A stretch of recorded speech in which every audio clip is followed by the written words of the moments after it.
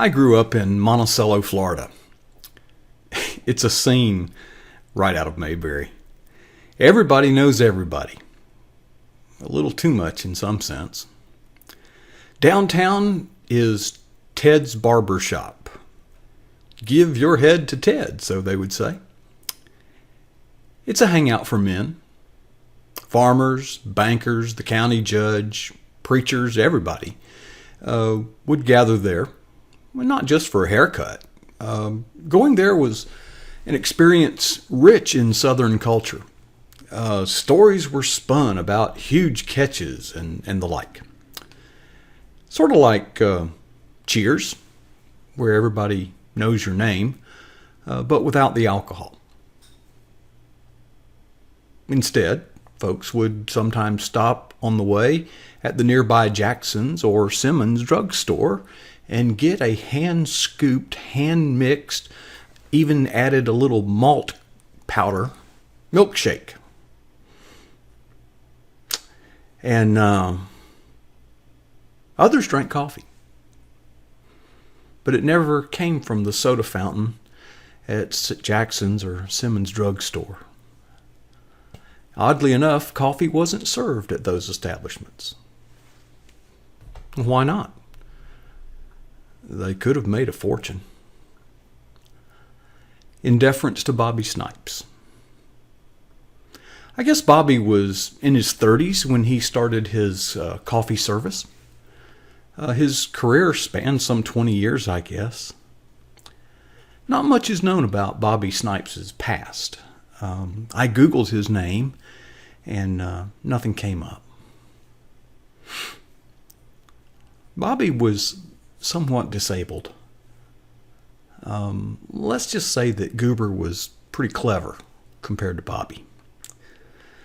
Physically, Bobby was very thin, perhaps because of the nature of his work, but more likely because he was poor and probably couldn't afford 3 meals a day.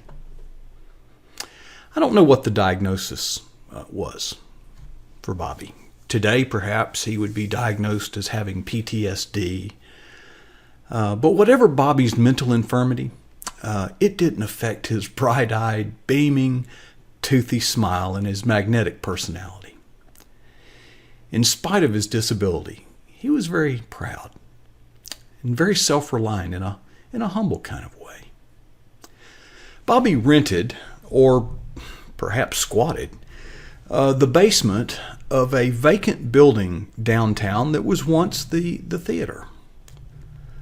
The building was very run down and probably should have been condemned, but no one was calling for that because they knew that Bobby would have nowhere to go.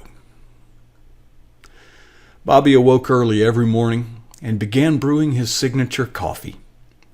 He then filled his Coleman thermoses that he had lashed to his old bicycle, and he would set off pedaling on his route, literally, and stopped at the merchants in town. He would go inside and he would lovingly pour a cup of his brew. If you wanted cream or sugar, he would hand mix it. As he would pour in the cream, he would look you right in the eye and say, "How's that?" 25 cents was the fare. If a customer paid with a dollar bill, he had one of those change maker belts that you wore around your waist. Of course, his waist was kind of thin and it kind of drooped down, kind of like you see young men walking around with their shorts on today. But, many people refused the change, and not all customers paid in cash. If Bobby was out of cigarettes, he would gladly accept the smokes you had on you, regardless of the brand. Smokes, you say? Bobby was a grown man, and he wasn't spending your tax dollars on smoking. So show some respect. Oh, Bobby, he sold lots of coffee. I guess when the burden of the weight of all those quarters got to be too much, the downtown merchants would exchange them for paper money. Bobby Snipes personified American exceptionalism. He had overcome his disadvantage by making the best of what he had. He did it humbly and with a smile. He had no sense of entitlement.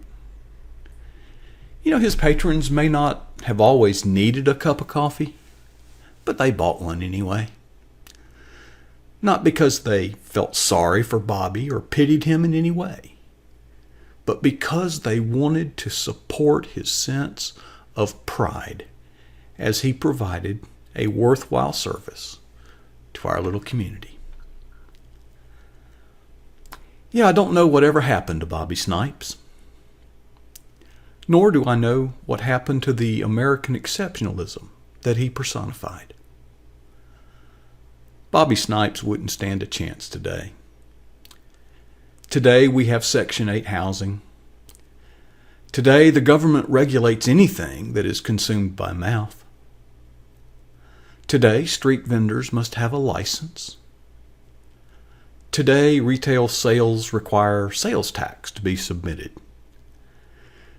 What about income tax? What about FICA, workman's compensation insurance, and the long list of government-required good things? I'm sure that Bobby Snipes did not have the mental capacity to calculate and fill out the forms required to comply with the legal requirements of today.